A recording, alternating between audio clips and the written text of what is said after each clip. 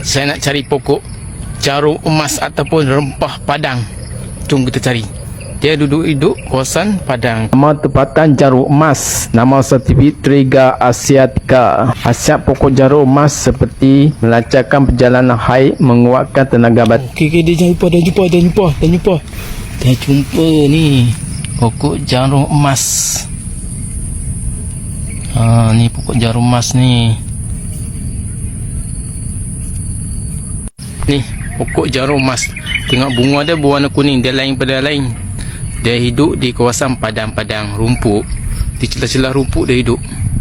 Okey, apa khasiatnya? Untuk wanita yang lepas bersalin, okey, yang sakit pinggang ke, haid yang tak teratur, bagi sakit urat, dan banyak lagi khasiatnya. Jenis berbunga kuning mudah dijumpai di Malaysia.